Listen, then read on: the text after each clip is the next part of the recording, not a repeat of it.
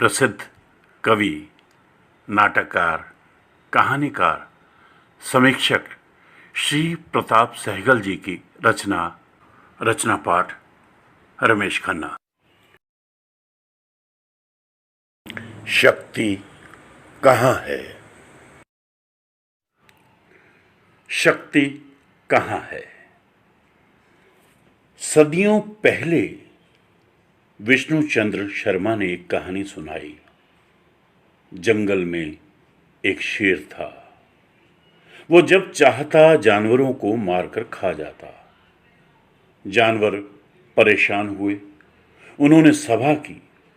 किया फैसला कि रोज हम में से एक प्रस्तुत होगा शेर की मांद में। शेर प्रसन्न था। उसके पास रोज एक शिकार खुद ब खुद आने लगा। शेर उसे खा खाकर लुत्फ उठाने लगा। एक दिन खरगोश की बारी आई। बाकी की कहानी तो आप जानते ही हैं।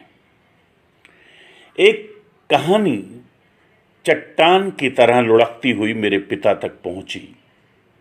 मेरे पिता से मुझ तक कुछ गोल, कुछ नुकीली कहानी ने मेरे जिस्म को छीला और कहीं अंदर तक कुंडली मारकर बैठ गई। फिर धीरे धीरे उसमें एक हलचल हुई।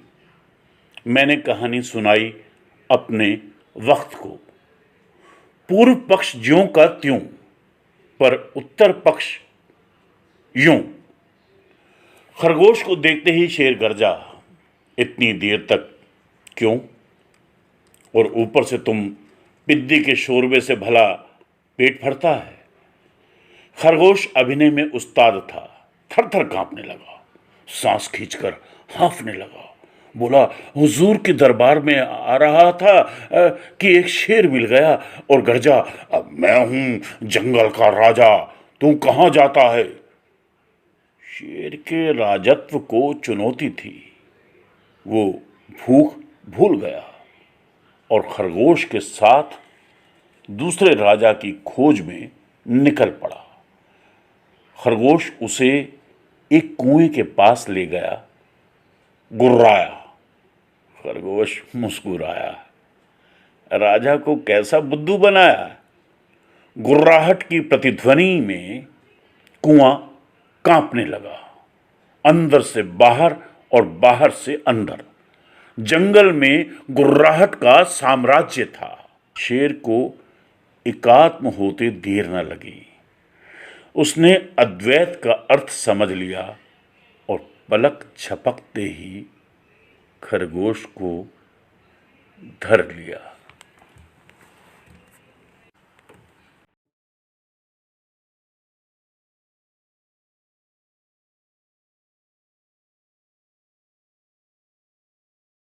मेरे पिता ने मुझे एक कहानी सुनाई।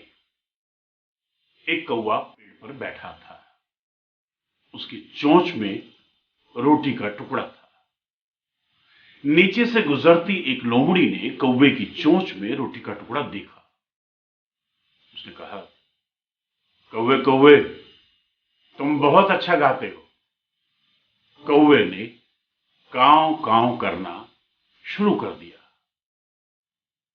और रोटी का टुकड़ा नीचे जमीन पर गिरा और लोमड़ी उठाकर भाग गई। मैंने अपने बेटे को यह कहानी सुनाई। एक कौवा पेड़ पर बैठा था। उसकी चोंच में रोटी का टुकड़ा था। नीचे से गुजरती एक लोमड़ी ने कौवे की चोंच में रोटी का टुकड़ा देखा। उसने कहा, कौवे कौवे, तुम बहुत अच्छा गाते हो। कौवे ने रोटी का टुकड़ा अपनी चोंच से निकालकर अपने पंजे के नीचे दबा लिया और कांव कांव करने लगा। मेरे बेटे ने अपने बेटे को यह कहानी सुनाई। एक कौवा पेड़ पर बैठा था। उसकी चोंच में रोटी का टुकड़ा था। नीचे से गुजरती एक लोमड़ी ने कौवे की चोंच में रोटी का टुकड़ा देखा। उसने कहा, कौवे कौवे, तुम बहुत अच्छा गाते हो। कौवे ने सुना। इत्मीनान से रोटी का टुकड़ा अपनी चोंच से निकालकर खाया और कांव कांव करने लगा। मेरे पोते ने अपने बेटे को यह कहानी सुनाई। एक कौवा पेड़ पर बैठा था, उसकी चोंच में रोटी का टुकड़ा था। नीचे से गुजरती एक लोमड़ी ने कौवे की चोंच में रोटी का टुकड़ा देखा। उसने कहा, कौवे कौवे तुम तो बहुत अच्छा गाते हो। कौवे ने सुना और रोटी का टुकड़ा चोंच में दबाकर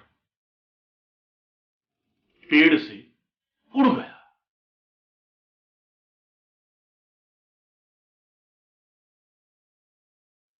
ये कहानी पीढ़ी दर पीढ़ी यूं ही चलती रही। अंततः हुआ यूं, एक कौवा पेड़ पर बैठा था। उसकी चोंच में रोटी का टुकड़ा था। नीचे से गुजरती एक लोमड़ी ने कौवे की चोंच में रोटी का टुकड़ा देखा। उसने कहा, कौवे कौवे तुम बहुत अच्छा गाते हो। कौवे ने सुना, उसकी आंखों ने कुछ देखा। चोंच में रोटी का टुकड़ा दबाए पेड़ से उड़ गया। लोमड़ी दुविधा की हालत में खड़ी ही थी कि कौवा दल बल सहित लौट आया और उसने लोमड़ी पर हल्ला बोल दिया। मेरी आपसे विनती है कि इस कहानी के इस अंश को आप सत्य न माने, मात्र ये मेरी सदिच्छा है। धन्यवाद।